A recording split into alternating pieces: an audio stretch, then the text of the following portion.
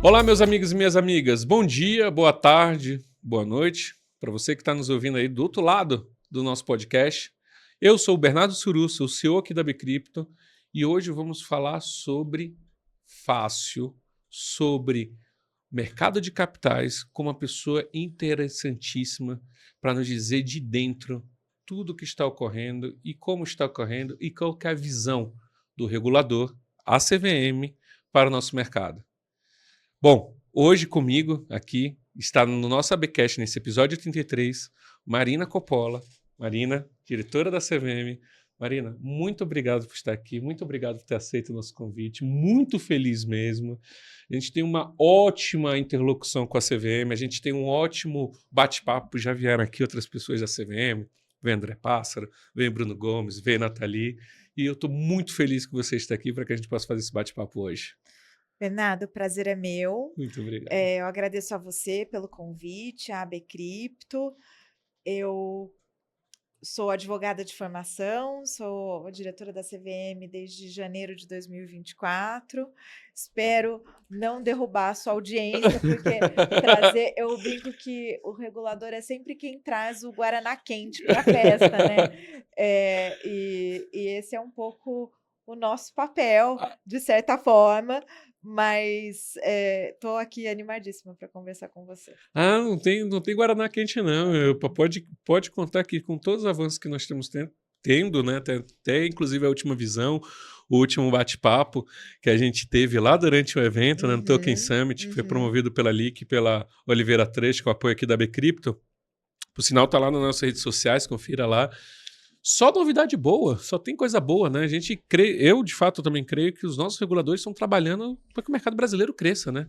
Todo mundo quer o melhor do Brasil, né? Acho que esse é o foco principal nosso, né? Mas, Marina, eu acho que colocando um ponto, acho que inicial, a gente estava conversando ali fora, falando um pouco da sua história. Não é a primeira vez, né, que você está na CVM, né? Não é a primeira vez. Minha primeira encarnação na CVM, eu fui Várias vidas em assessora. uma, né? Muitas. E todas elas girando em torno dessa paixão por regulação financeira. Da minha primeira vez na CVM, eu fui assessora técnica do Que colegiado. legal, Foi de 2009 a 2011. que legal. Era um mundo completamente Olha diferente em só. todos os aspectos. E voltei agora em 2024 como diretora na mesma cadeira da qual eu era Uau, assessora. Então, é uau. um, é um ciclo é um ciclo, né? Na É um verdade, sentimento, né? A gente deve dar um sentimento muito. é, foi muito Muito emocionante. é, É, é. é. Eu fico pensando nisso, assim, eu já tive essa oportunidade também de sair e retornar, É. né? Eu tive isso, inclusive, até aqui na Bcrypto. Em 2020, eu fui... A sucessão era bem menor, né? Tínhamos só 6 players naquela época, em 2020. A gente tinha feito a primeira entrega de autorregulação, e na época também era diretor de compliance do mercado Bitcoin. Uhum, E aí nós estávamos naquele processo de expansão do mercado uhum, Bitcoin, né? Buscando captação, investimentos. E aí eu me ausentei, né? Como se fosse um papel de um presidente de conselho na época, uhum, apesar de não ter se formalizado, era mais ou menos o que exercia. E aí eu saí da Bcrypto e retornei em 2023. uhum. Poxa, é um sentimento realmente não dá para descrever, né? A gente, com certeza, alemão tem uma palavra para Com isso. certeza. Com certeza, alemão. É. Sentimento de retornar a um lugar. É. Mas é um sentimento realmente único, né? Que tem isso, né? É. E como é que você enxerga, nesse momento, o seu de retorno? Nós estamos falando já de 1 ano e meio, né? De mais ou menos. Como é que você enxerga a CVM, inclusive, nesse momento, né, já que você teve um recorte lá atrás, um recorte específico, agora você aqui como diretora, comandando uma cadeira, fazendo julgamentos importantes, abrindo espaço também para todos os debates. Como é que você enxerga a CVM nessa posição, né, de entre um tempo e outro, né, nessa variação? Eu estive na CVM curiosamente, em 2 momentos macroeconômicos muito diferentes, né. Sim, Então, 2009, 2011 foi aquele período, do Cristo Redentor na capa da Economist, sim. de muitas ofertas, de anúncio das Hum, Olimpíadas no Rio, foi um período, que antecedeu a Copa do Mundo. Então sim. foi um período de crescimento, assim, do mercado, E de que bem-estar social também, né? era na saída da crise de 2008 e 2009, quando a regulação financeira brasileira se provou muito resiliente. A Sem dúvida. nossa regulação, ela é muito admirada fora do Brasil e ela é o resultado de muita porrada mesmo, que nós levamos nas décadas anteriores relacionadas à hiperinflação, crises econômicas. Então, o arcabouço que nós temos hoje, ele é muito rígido, ele é muito sólido, porque ele foi muito testado das piores formas possíveis. E nós aprendemos muitas lições. Por isso que nós temos muito orgulho da nossa regulação financeira e tanto nós quanto o Bacen, muita cautela em grandes movimentos que mexem com estruturas que foram construídas com muito cuidado e em cenários muito adversos. Então, eu vivi aquele momento.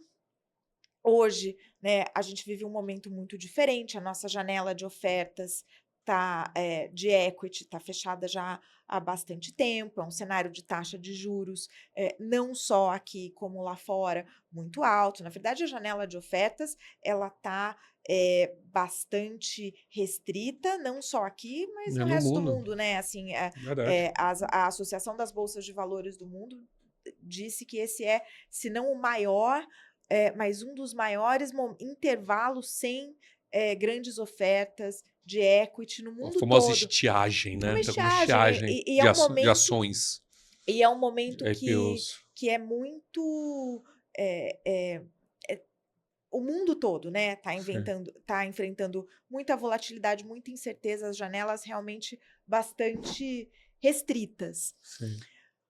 O que, só muito brevemente, para a gente já ir para as cabeças, mas o que me chamou muita atenção nesse período, né, foi mesmo o amadurecimento institucional da CVM nesse espaço de mais ou menos 15 anos, né, entre a minha saída e o meu retorno. Se por um lado a gente tinha um cenário macroeconômico diferente aqui no resto do mundo, o órgão também ainda enfrentava algumas dores de crescimento. A Perfeito. CVM hoje é um órgão que tem um nível de institucionalização, de governança, de trato dos assuntos que é muito impressionante, é muito diferente, que foi construído ao longo desse tempo. Eu acabei de sair de uma reunião de comitê de risco, que é uma reunião duríssima, eh, dentro da autarquia, mas ela reflete essa dureza, esse rigor no trato dos assuntos reflete um amadurecimento institucional. Então isso é muito claro.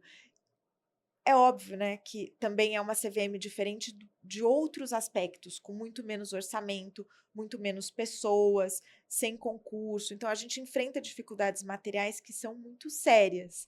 Mas, do ponto de vista dessa evolução institucional, digamos assim, é muito nítido. E eu fico muito feliz de poder ter visto esse filme Que legal. e também é algo que não só nós que estamos lá hoje, mas que o mercado precisa, lutar e ficar atento para preservar, Sem né. dúvida, sem dúvida, né? Até que recentemente a gente viu também algumas movimentações, né? Até no legislativo, né? Que poder influenciar. Não vamos entrar nesse assunto de forma pragmática, não, mas o que eu acho que. Bom, eu vim no mercado de infraestrutura de mercados, né? Então, mercado financeiro, né? Então, pô, trabalhei na CETIP, ajudei a fazer a Uhum, B3, a uhum. Bolsa, então sempre tive muito contato com a CVM. E Uma coisa, dentre todos os aspectos que você colocou, eu acho maravilhoso, eu acho que tem um aspecto que me salta aos olhos também de felicidade, que é a CVM sempre foi receptiva, a CVM sempre foi aberta ao diálogo, sempre foi aberta à conversa, a entender, né? Não que isso seja feito de uma forma não institucional, não, de uma forma institucional, realmente, entender, né? Fazer a famosa escuta ativa, né? Mas antes as pessoas tinham muito receio, né? Assim, meu É Deus, bom ter um você pouco de vê. receio do regulador. É Tinha sempre uma muito. externalidade positiva. Tinha muito, mas e ali terminava, né? A pessoa fala, não, eu tenho dúvida, mas não vou perguntar não, deixa eu tentar por outros milhões de caminhos, né? Eu vejo que isso hoje não, eu vejo que não, eu vou marcar uma audiência com a pessoa, vou procurar entender, vou conversar, né? Eu acho que esse ponto, cada vez mais eu vejo um regulador cada vez mais próximo. Eu posso estar falando algo muito particular, mas é um feedback que eu vejo assim, um trato com muito carinho, sabe, com o mercado. Isso está muito no DNA do órgão. A CVM sempre foi uma ilha de excelência, um órgão muito técnico, muito blindado de influência política, sempre muito independente e muito marcado por esse diálogo organizado com. E por organizado eu quero dizer, né, dentro de bases adequadas com os Perfeito. participantes Com a e transparência, e né? com o mercado. O grande desafio aqui é preservar esse DNA à luz de poucos recursos, pouco orçamento, poucas É pessoas. um desafio. A CVM não consegue fazer esse atendimento, muitas vezes, com a celeridade e com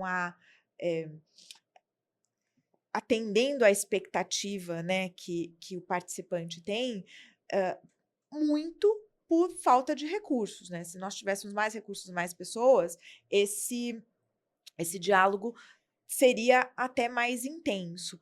Mas eu diria que com o que nós temos, faz-se Bom, faz bastante. muito. E aqui de novo, né? Só para a gente ir já para o assunto do podcast, um dos assuntos, eu diria que é essa.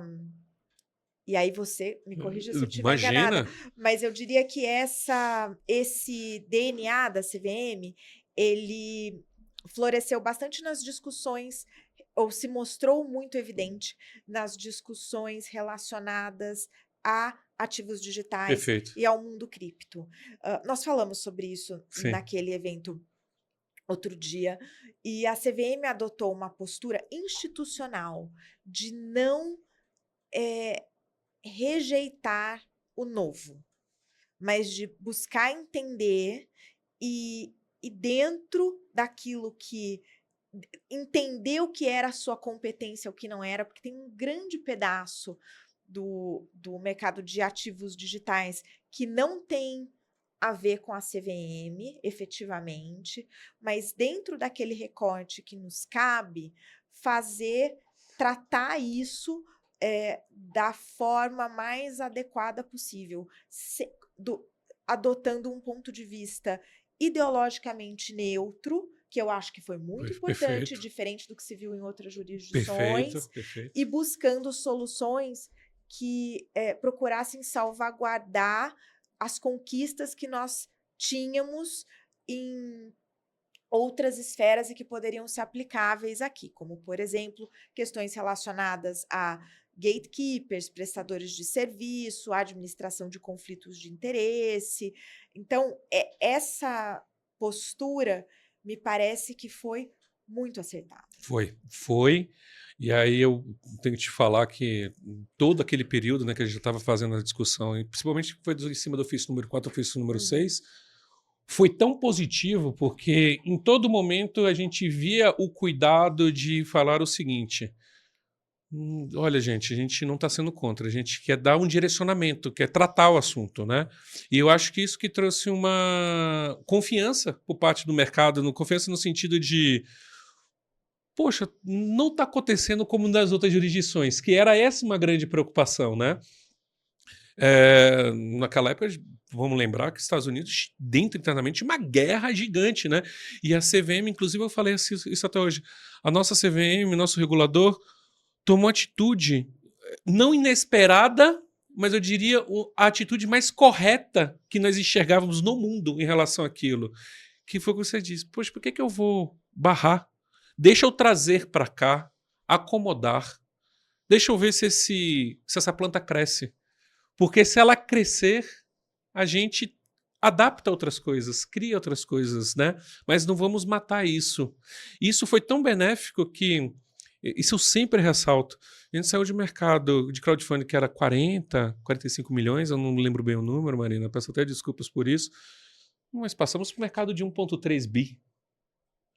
Isso é incrível, né? Isso porque a gente não conseguiu ainda alocar todo o mercado como dentro dessa estrutura, mas isso é maravilhoso. E o melhor, com a segurança, né? Sabendo que o regulador está ali, que o regulador está olhando, não é feito de qualquer forma, não, é feito dentro de uma atividade regulada, é feito dentro de uma atividade que traz um benefício para a sociedade. Isso foi incrível. Veja, Foi incrível. eu reconheço que você falou do crowdfunding, né? Sim. Eu reconheço que esse é um chassi que nem todo mundo gostou. E tudo bem, mentes razoáveis podem discordar de enquadramento jurídico das soluções que são dadas. Isso faz parte do jogo. Perfeito. Mas a postura em si, que foi de buscar trazer uma solução, eu achei que foi muito positiva. E agora nós estamos chegando num momento em que esse chassi está se tornando demasiado apertado para esse A mercado. Família cresceu, né? E para esses produtos. É. A família cresceu, o interesse... O pai tá mais gordo nesse carro, o carro tá mais pesado. O interesse dos investidores Mudou também. mudou. A nossa experiência com o ativo é outra, porque passaram-se alguns anos, o mercado amadureceu, os participantes também tiveram suas dores de crescimento junto à CVM, uma série de coisas aconteceu, e isso permite que a CVM hoje possa reabrir essa discussão em outras bases, com um outro olhar. Isso eu acho que é um ponto interessante. Vamos já entrar então nesse ponto? Vamos. Então vamos já falar do crowdfunding. Vamos passar pelo crowdfunding. Novamente, né? Eu acho que o Brasil tomou a dianteira. Essa é uma visão. Eu sempre falei isso hoje. Eu falei isso hoje no outro podcast. Falei, o Brasil tomou a dianteira e tomou muito bem acertada. Foi um golaço, né? Tivemos ali no início preocupações do mercado, preocupações do regulador. Isso passou, porque é justamente a preocupação que importa. Vimos que a preocupação era o mesmo, e agora nós temos um mercado diferente, né? Nós temos mais players, temos mais emissão, e como você disse, o chassi desse carro, vou colocar esse carro, a família cresceu, já não cabe quase toda dentro do carro, já tá todo mundo se espremendo, o pai engordou, já tá aquela roda da frente já tá meio torta. Já tá um pouco arriada. Já tá um pouco arriada. Tá na hora da gente fazer mudanças, né? O que você enxerga, né? O que você poderia trazer para a gente sobre... a gente sabe que vai ter uma consulta pública, né? Que está prevista para esse ano, agora aqui no finalzinho, né? Agora no final do mês de setembro a novembro, mais ou menos, né? Como é que você enxerga que pode ser essa nova 88, né? E com a experiência que vocês tiveram, que é possível a gente começar a trabalhar e ver, né? Como é que a gente consegue colocar talvez mais uns 2 primos dentro do carro, colocar talvez a sogra também, a gente fazer essa adaptação. O que você enxerga que a gente espera aí da nova 88? Ou, gente, para quem está nos ouvindo, 88 é a regulação de crowdfunding que hoje também regula o mercado de tokenização no Brasil. Exatamente, por uma decisão da CVM, da área técnica da CVM, esse é, né, o arcabouço que a tokenização tem para ocorrer. Perfeito. Bom, que eu posso dizer? Nós não começamos ainda as discussões sobre minutas. Perfeito. Efetivamente, tá? O que nós temos são algumas discussões sobre eixos teóricos, digamos assim, de temas que nós achamos que são importantes para um aprofundamento, para um amadurecimento, uma mudança. Eu vou falar Perfeito. de alguns deles, Tá tá? claro.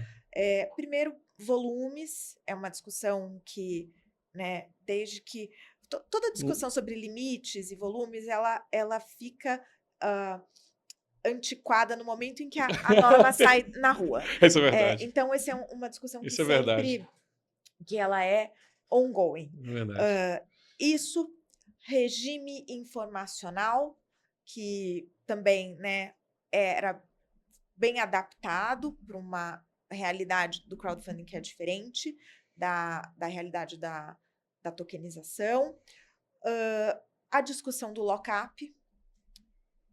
Acho que quem está nesse mercado, né, está bastante familiarizado com os desafios que o lock-up impõe, e nós estamos dispostos a discuti-los. Que legal. E uma outra questão que eu acho que é uma questão muito bonita de se discutir, que precisa ser enfrentada e vai começar a ser enfrentada na 88, que é a questão do secundário, né? Que Perfeito. hoje essas negociações estão restritas ali à plataforma, e numa norma que deve vir na sequência da 88, é aquilo que nós estamos chamando, todo mundo chama de 135 Lite, que é a regra que trata de infraestrutura de mercado, é a possibilidade de abrir espaço para que esse mercado secundário efetivamente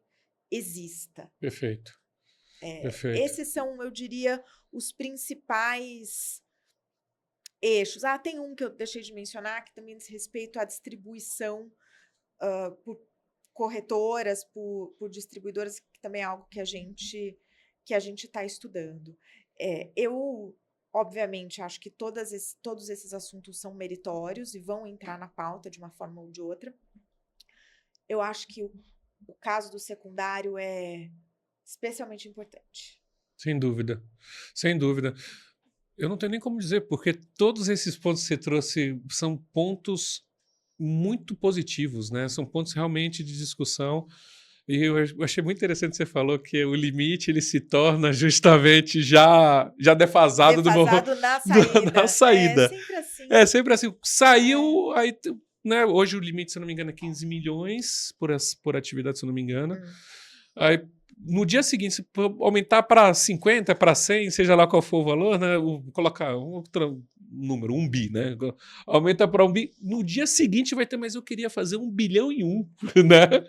Então tem sempre essa questão de limite. Mas, poxa, com aumento de limite, né? Com aumento do limite, com o fim do lockup, ou mudança do lockup, né? Que eu acho uma coisa muito interessante que as pessoas ouvirem e entenderem. A CVM, ela fez algo para o mercado cripto que muito difícil a gente viu o regulador fazendo isso no mundo, que foi interpretou uma norma para conseguir encaixar essa norma para que trouxesse segurança para o mercado, né? Então, o chassi foi usado da crowdfunding, né? Para poder fazer isso. Isso com o objetivo do quê? De desenvolver o mercado brasileiro, né? De trazer mais, né? Em vez de empurrar a discussão para frente, ou de fazer alguma outra forma, não. Acolheu. Então, naturalmente, tem as características que foi feita para essa norma, né? Então, a gente falou de lockup, falou do regime informacional, né? E falando agora especialmente da secundária, que é algo que todos esperam, né? Todos esperam no sentido de o benefício que ela pode trazer. É incrível, Marina, não tenho o que dizer. Eu acho que a gente está ansioso para poder conversar sobre. O crowdfunding não é uma solução perfeita, mas eu acho que é importante entender que um processo de confecção de uma norma num órgão regulador, ele não é rápido, ele não é da noite para o dia. Perfeito. Então, o trade-off que nós temos de ter um chassi que não é o melhor dos mundos, o mais encaixado, é justamente a rapidez. E essa foi a decisão que se tomou ali.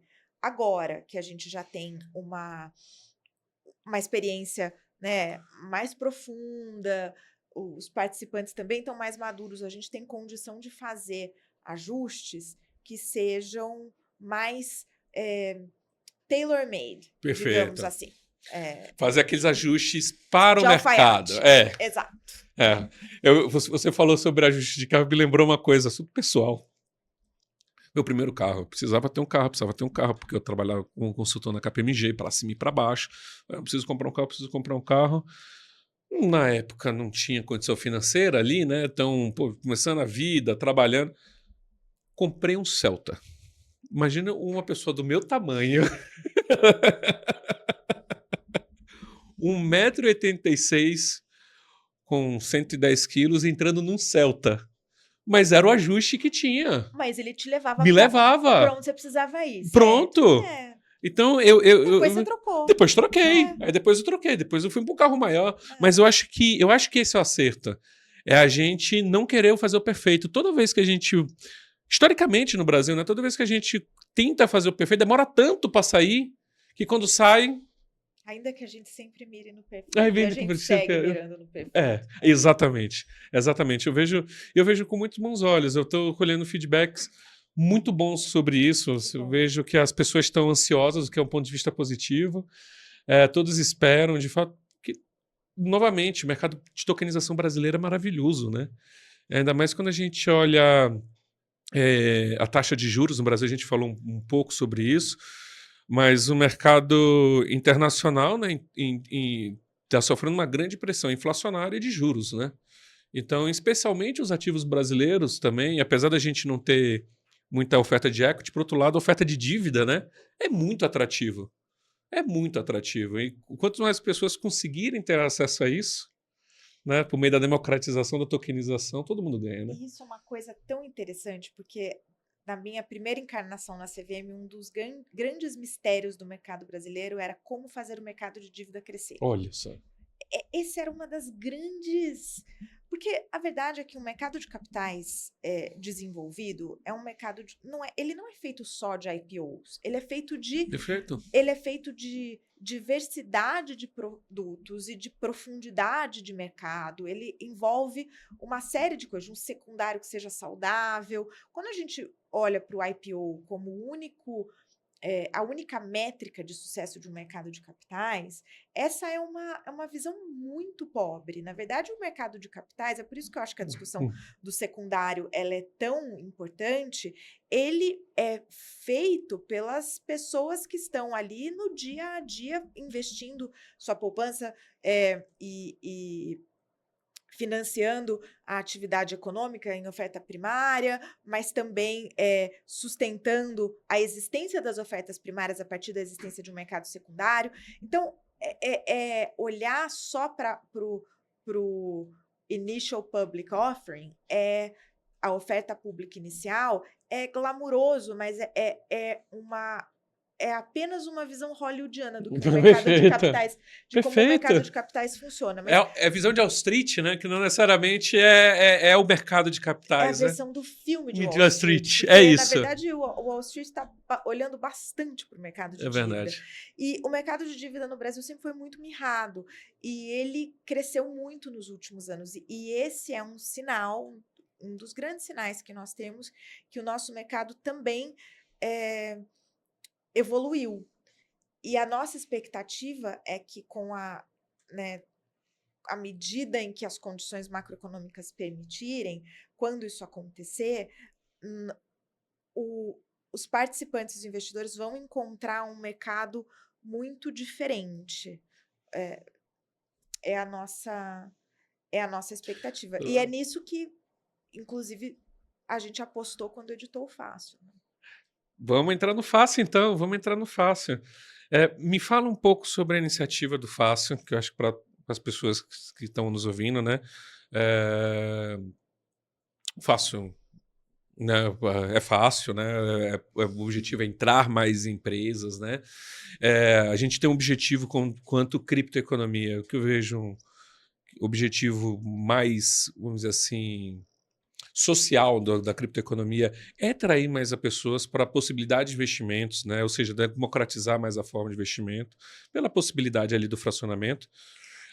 A CVM poderia ter ficado restrito a essa questão olhando crowdfunding, reforma. Não. A CVM deu um passinho a mais novamente e falou: não, a gente precisa trazer, né, mais gente para o mercado de capitais, a gente precisa fazer isso, aí surge o fácil. Me explica, Marina, o que é o fácil para que essa nova posso falar regulamentação? Não Regulamentação. são. É. Então a gente fala Regime. regime, né? É. Regime fica melhor. Me explica um pouco melhor sobre o que é o fácil.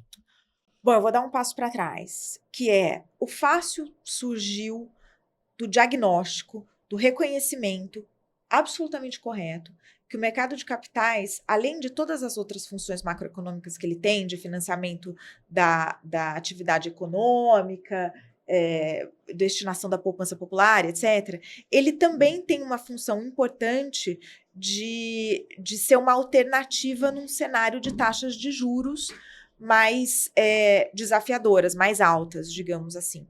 Então, esse reconhecimento permitiu que nós, né, primeiro o Ministério, depois a CVM, nos debruçássemos diante de um cenário que é desafiador e pensássemos como é que nós podemos permitir que a oferta de crédito ocorra não apenas por meio dos canais mais tradicionais, que são as instituições financeiras, mas também via mercado e, com isso, criar uma efetiva concorrência com esses canais tradicionais. O que a gente precisa fazer? E aí, a partir de um mapeamento, identificou-se quais seriam os principais entraves Que legal. a entrada dessas companhias de menor porte, eu já vou falar sobre elas, no mercado de capitais. E as companhias de menor porte são companhias que têm até 500 milhões de reais de faturamento. Eu sempre esqueço um pouco, me confundo às vezes com esse número, mas eu tenho quase certeza que é isso que está na lei. E que se beneficiam desse regime. Acho que é de 50 a 500, né? Se eu não me engano. Acho que é isso 500, mesmo. acho que o limite é faturamento mesmo. E que se beneficiam desse regime, que é um regime menos gravoso, menos oneroso do ponto de vista regulatório. De novo, quando nós pensamos na ida a mercado das blue chips, que são as grandes empresas, macroempresas, é muito legal, mas também elas precisam existir, elas desempenham um papel absolutamente importante, mas esta é uma visão extremamente hollywoodiana de como o mercado de capitais funciona e que, na verdade, ela não reflete nem o que acontece num mercado muito desenvolvido como é os Estados Unidos. Essas empresas de menor porte, com um ticket mais baixo, elas são absolutamente fundamentais para a saúde de um mercado desenvolvido. E foi isso que a reforma da 6404 trouxe, quando trouxe essas companhias de menor porte. E a CVM pegou essas companhias e falou: bom, vocês que são menores, que terão ofertas de menor tamanho, e isso é bem importante, nós vamos abrir mão ou flexibilizar alguns requisitos para vocês. Por exemplo, do ponto de vista informacional, as companhias de menor porte respondem a um formulário de referência mais simplificado. Perfeito. No que diz respeito à dívida, mais especificamente, nós fizemos ainda mais flexibilizações. Então, quando existe uma oferta de dívida que é destinada apenas a investidores profissionais, esses investidores profissionais podem, por exemplo, abrir mão da auditoria independente. Ou seja, reduzindo o custo. Reduzindo o custo. Ou seja, menos custo, mais ofertas no mercado, porque isso vai permitir que mais pessoas coloquem, mais empresas coloquem mais ofertas, o que quer dizer também, por outro lado, talvez uma margem maior para o investidor também conseguir. Procurar um caminho de maior atratividade, né? Perfeito. Os intermediários, os underwriters, também foram identificados como um custo relevante. Mas, de novo, esse é um custo relevante à luz dos tamanhos Tamanhos das dela. ofertas, Perfeito. né? E também, assim, coordenando com o que seriam os riscos de uma oferta menor versus uma oferta maior. É um teste. Foi uma discussão muito difícil dentro da CVM, porque a gente está lidando com questões que são muito caras ao regulador, que é o regime informacional, que é a existência de gatekeepers. O gatekeeper é alguém que salvaguarda a informação que vai para o investidor, que é o caso do intermediário, que é o caso do auditor. Mas nós achamos que era uma tentativa muito meritória Perfeito. e esperamos que seja muito bem sucedida. Já é. Pô, a gente tá falando de um processo que é maravilhoso, né? A gente, pelo menos isso eu sempre observei, né? Estou no mercado de capitais também há anos, vendo, né? E uma coisa que eu reparei foi cada vez menos empresas de médio porte, né? Ou de grande porte, mas que acabaram de passar ali para grande porte, saindo do mercado de capitais, saindo no sentido de não fechando IPO, não é isso, né? Não fazendo OPA, nada disso, né? Spark, né? Aliás, vai fazendo fechamento de ação, nada disso, mas você vê cada vez menos ofertas por parte deles, né? Principalmente oferta de dívida, por exemplo, né? Cada vez menos por parte deles, e agora a gente vem justamente ver a CVM colocando, abrindo uma porta, equilibrando, né? Falou assim, não, vamos equilibrar. Menos oferta significa que o custo, se o requerimento é menor, o requerimento menor, você sofre um custo menor de observância menor, né? Daquela. É um enorme desafio trazer essas companhias para o mercado de capitais, mas elas de fato têm realidades diferentes, ofertas com dimensionamento distinto, e muitas dessas ofertas têm como resultado o encarteiramento em instituições. Então, será que vale a pena medi-las pela mesma régua e impor as mesmas obrigações? Esse é o teste que nós estamos dispostos a fazer aí Que com o legal. regime do Fácil. Então, nós temos aqui a iniciativa do Fácil, né, abrindo aqui o mercado de capitais. Abrindo o que eu digo no sentido de vamos incentivar que essas empresas de médio porte voltem ao mercado ou entrem no mercado para aquelas que não entraram.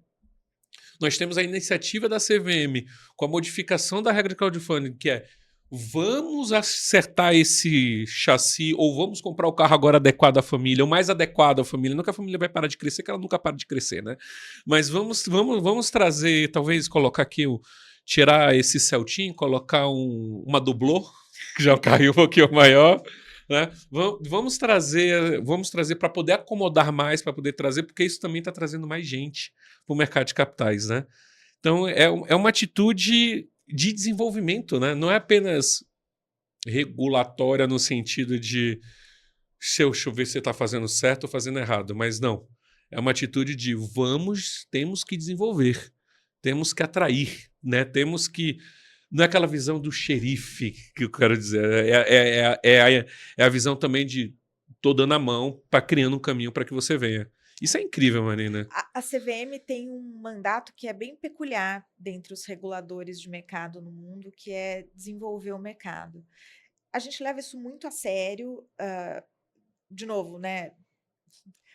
Fora de um viés ideológico, mas efetivamente acreditando que tem uma saída importante de financiamento da atividade econômica pelo mercado. Quanto mais gente tiver investindo de maneira adequada, maior vai ser a probabilidade da construção de uma poupança interna. É mais gente que está sendo exposta a ativos de melhor qualidade ou pelo menos com mais transparência e fora de ambientes de apostas e de... Então, assim, para nós, esse é um mandato que nós levamos muito a sério. É mais o brasileiro colocando dinheiro no investimento, realmente, tendo até uma cultura de investimento, né? Que a gente estava até falando no último podcast que foi sobre educação. Isso é uma das grandes barreiras ainda, né? A barreira olhando aqui a educação financeira no Brasil. O que é investimento? O que não é investimento? Tem sempre, né? Você pergunta para os brasileiros, há uma confusão sobre esse sentido. Não, aposta não aposta não é, né? Então, cada vez mais a CVM dando oportunidade. Eu acho que esse é o... E para os dois lados, né? Para o investidor e para as empresas, né? Desenvolvendo o mercado brasileiro. Marina, e o regime já está ativo? Hoje as empresas já podem ter uma data para começar, ter um Já está período? na rua. Já está na rua, já está funcionando. Já está. Estamos aí Já está funcionando. aguardando. Olha só, você que é empresário, precisa acessar mercado de capitais, precisa se financiar, né? Precisa desse financiamento, precisa buscar aqui. Utilize. Né? Eu acho que um grande ponto é vamos utilizar esses mecanismos, é muito importante. Eu sempre incentivo. Abriu sandboxes, vamos usar sandbox. Abriu laboratórios, vamos usar os laboratórios. Temos que incentivar esse uso. Temos que incentivar. Marina, para a gente fechar, a gente está chegando no final. Primeiro que eu estou adorando o bate-papo, adorando mesmo. Falei até um pouco aqui do meu Celta, nunca tinha falado do meu Celta para ninguém. Mas como é que você enxerga, né, a perspectiva? Olhando o CVM, olhando o mercado, olhando a criptoeconomia, olhando todas essas ações que a CVM está fazendo. Como é que você está enxergando aí o médio, para esse ano e o curto prazo, olhando o mercado de capitais brasileiro? Essa é uma pergunta bem É complexa, bem né? grande, Porque deixa bem aberto mesmo para... enfim, tem tantas variáveis de tantas ordens. Eu sou uma otimista com relação ao mercado de capitais brasileiro. Não, se não fosse esse o caso, eu não faria o que eu faço, porque tem desafios muito importantes mesmo. Mas eu acredito que esse caminho que a CVM vem trilhando de abraçar a inovação, né, e permitir o desenvolvimento de novos produtos e novos serviços de uma maneira segura, cuidadosa, conversada, é um caminho que pode não ser o mais agradável para todo mundo no curtíssimo prazo, mas é o que assegura a perenidade do mercado. E, de novo, voltando para o começo da nossa conversa, a nossa infraestrutura de mercado e as salvaguardas que existem hoje, elas não foram criadas do nada, elas foram criadas a partir ou de problemas concretos ou mesmo da experiência, da comparação com a experiência estrangeira ou de desenvolvimentos tecnológicos regulatórios. Então, ninguém acorda como regulador de manhã pensando, vou colocar um ônus regulatório aqui para esse pessoal. Isso não, vou levantar essa barreira, vou colocar um requerimento aqui, não é assim, eu né? juro que, assim, salvo casos específicos, não dá para dizer que isso nunca acontece, mas salvo alguns casos específicos, ninguém acorda de manhã querendo criar custo e criar ônus. Mas eu acho que nós estamos num momento muito importante, que é olhar para isso que a gente tem hoje, que é cheio de salvaguardas, de segurança, que nós estamos acostumados e que tem funcionado bem, e como que, diante das pressões de tecnologia e de mudança de perfil de mercado, nós conseguimos fazer isso que já existe ser adaptado para uma nova realidade. Esse vai ser o desafio das próximas gerações de reguladores. Uau. Por exemplo, o que a tecnologia consegue solucionar que antes só se solucionava a partir de um hard control ou de uma proibição, simples, né? De uma proibição ou de uma auditoria específica, ou de um prestador de serviço específico. Tem alguma coisa que a tecnologia consegue fazer diferentemente e que vai dar uma segurança semelhante ou equivalente? Semelhante implica que é menor, mas equivalente com custos menores? Esse é o tipo de discussão que eu acho que a gente precisa ter de maneira muito séria. Em 2010, 2011, quando começaram os smartphones, a gente teve uma discussão na CVM muito parecida relacionada ao cadastro. Cadastro era uma coisa que para você abrir conta em corretora precisava assinar, levar no cartório. E aí, de repente, um determinado intermediário descobriu que ele poderia oferecer salvaguardas equivalentes a partir de fotos no celular e de checagens no cadastro em outros participantes, Serasa, que aquela pessoa existia, que aquele era de fato o endereço dela, sem que todo mundo precisasse encaminhar 80 documentos, ter reconhecimento de engraçado porque eu peguei coisas parecidas também nessa evolução. E a tecnologia ajudou muito. Então, hoje, assim, a gente faz isso do táxi, manda foto do documento, mas acho que as pessoas não têm muita dimensão de como isso, na verdade, foi a construção de uma noção de que a tecnologia podia ser incorporada. Eu acho que vai ser parecido. Sabe uma coisa interessante? Você falou, muito legal essa visão e me fez lembrar a discussão sobre geolocalização versus comprovante de endereço. Um exemplo simples, né? Logo quando começou o cadastro, mas na época o documento pede comprovante de endereço. Mas para quê? Para comprovar que a pessoa mora lá. Mas o comprovante de endereço não comprova que ele realmente mora lá. Só falou que ele recebeu a carta lá. Ah, mas não tem outra forma. Não tem. Pelo GPS do celular você sabe se a pessoa está lá ou não está. Ué, a gente pode usar isso, né? Então, essas evoluções que é muito legal. E olhando a CVM, olhando a criptoeconomia como uma ferramenta. Né? Então, olhando tokenização, trazendo isso, trazendo as discussões, abraçando.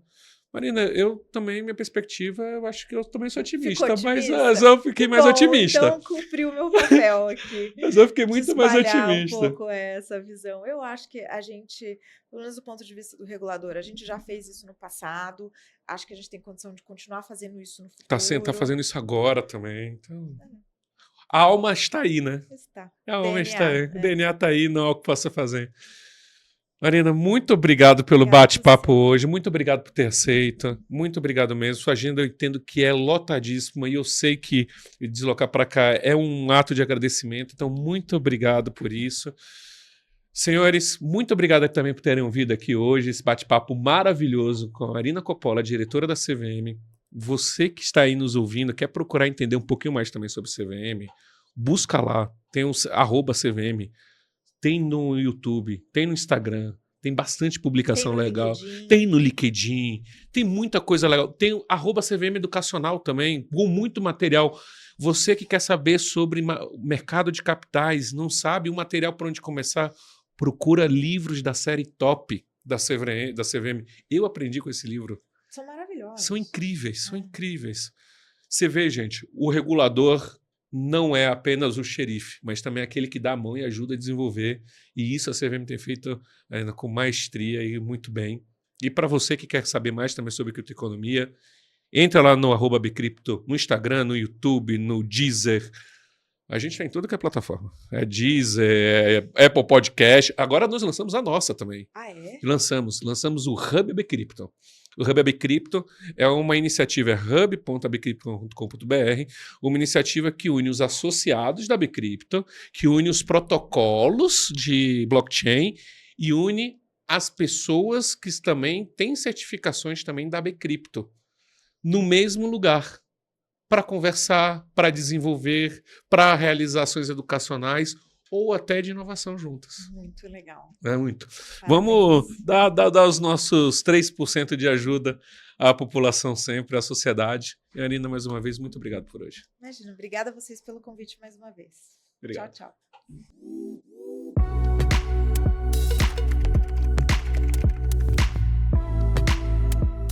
Esse podcast foi produzido por Gramofone Podcast.